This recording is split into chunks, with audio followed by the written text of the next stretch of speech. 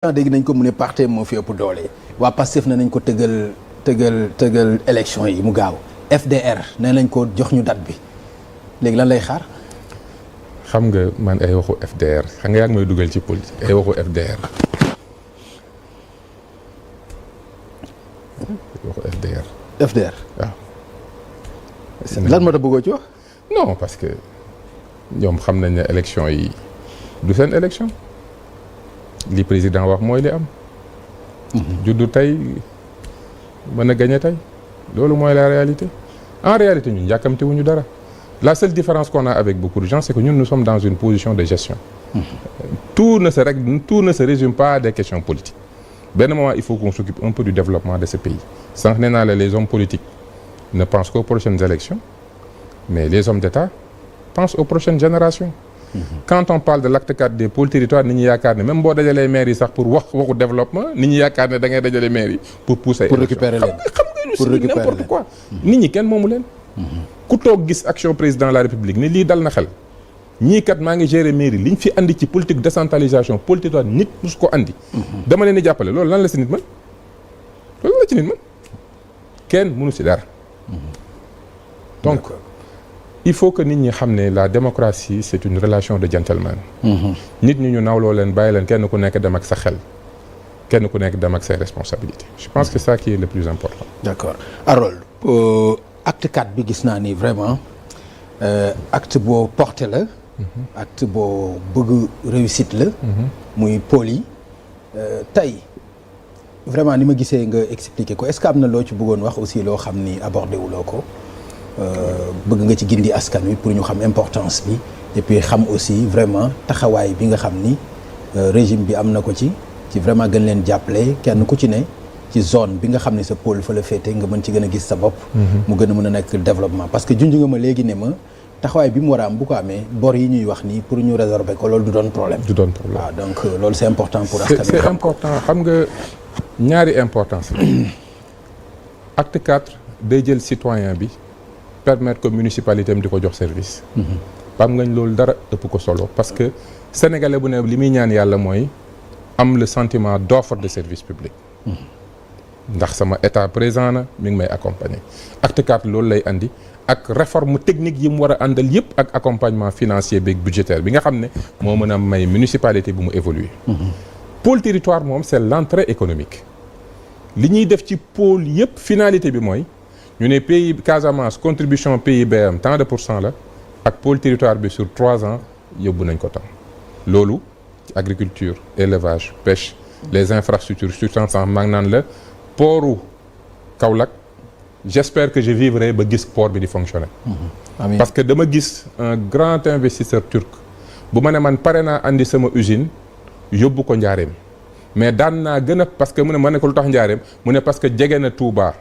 c'est 1,5 million de consommation jege na Thiès jege na Dakar mu ne ma mais sans problème mooy bugguma charger Dakar donc su Kaolack amoon port damay naviguer ba biir Kaolack décharger war a charger. kon nga gis loolu ni mu mën a soppee nos territoires. donc yooyu ngay xool tey jii pôle boo dem tey ñu ngi maa ngi lay wax naan ñu ngi waaj a def benn déplacement bu am solo avec l'État chinois. pour génne leen les 80 projets prioritaires des pôles. pour que ñu ñëw positionner wu andi de l'investissement man gëm naa ne c'est avec la territorialisation de l'agenda national de transformation la ñu mën a relancer notre économie tey Pape nga ñu suñu balance commerciale li ëpp ci li sénégalais yi di consommer dañ koy jëlee ci biti si depuis nos territoires nous réorganisons la production agricole sur tous les secteurs andi de l'industrialisation mën nañu inverser cette situation de balance commerciale où li ëpp ci liñ soxla dañ koy jëlee feneen mais loolu il faut que ñu nangu dem ci territoire yi xool concrètement lan la pôle bi soxla ci investissement ñu def ko tabaxal leen tëli yi nga xam ne ñooy dugg ci àll bi bañ mën a jot ci suufu mbay mi tey Casamance am na ñaar yoo xam ne bés buñ ko bàyyiwul Casamance dina liggéey ci ceeb lu jommal ñëpp tant que ñu ngi def ay pistes yuy dugg ci àll bi ba noppi tant que ñu ngi def des digues qui permettent de maîtriser ce qu'on appelle la lame d'eau parce que niveau ndox mi mooy déterminer ndax di nga mën a béy ceeb wala doo mën a béy tant que ñu ngi dugg ci biir àll bi ba noppi di maîtriser ndox mi dañuy créer des bassins yu nga xam ne population yi dañuy mën a ñëw béy municipalité bi bu andee tracteur andi semence di nga gis ñu nga xam ne dinañ jóge ci capacité de production de 40 hectares dem ci ay 400 800 900. léegi municipalité bi lan la ciy gagné moom en contrepartie lan la ciy moom li mu ciy gagné mooy il a des acteurs économiques.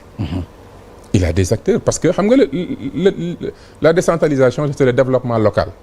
Quand on dit développement local mooy l'accompagnement de l'acteur local. Acteur local bi agriculteur bi nekk ci sa zone urbaine ci sa milieu rural moom activité économique am naka ngay fexe ba mu am un enrichissement. koo xamante ne nii 5 sacs ceeb la doon am de 100 kilos nga accompagner ko mu retrouver wu di am 30 wala 60 sacs c'est un enrichissement kooku tey c'est un citoyen qui gagne plus s'il gagne plus il consomme plus. bés dina ñëw mu ne day tabax. bu bëggee tabax fu muy jëlee autorisation bi. ci mairie bi donc aujourd'hui si nous nous battons contre la pauvreté fexe ba Sénégal bu nekk am ci loo jàpp da ngay gis nit ñi dañuy améliorer seen niveau de vie andi seen condition améliorer seen condition de vie. waaw loolu c'est important ma remercier la bu baax bàyyi la nga tàggoo ak mbokku téléspectateurs yi. Pape Ngagne maa ngi lay remercier. merci beaucoup yàgg naa am ay clients waaye tey je pense que ne am naa un sacré client. mais c'est un plaisir. c'est partagé. c'est un plaisir vraiment parce que vous maîtrisez l'actualité. Vous connaissez les enjeux, vous connaissez les sujets. Et ça nous permet de naviguer dans ce cadre-là. Et ce que j'apprécie, c'est qu'autant on traite des questions politiques, des questions d'actualité, mais fàttewuñu le plus important. Effectivement. mooy impact bi ñu war a am ci askan wi en termes de politique publique. Et ça vraiment, c'est la marque des grands journalistes et ça je l'apprécie. Merci. Je vous en félicite di ñaan yàlla mu wane la waat ñu. ñu continuer waxtaan wi. toujours dans l'intérêt des populations. bu dee wax naa fii loo xam ne déranger na nit maa ngi ko jégalu parce que kaddu ci yëkkati kaddu ci réew surtout ci télévision bu nga xam ne ñëpp a koy déglu. dafa diis te réew mi dama koy faral di wax ne loo doon njiit ak koo mën a doon.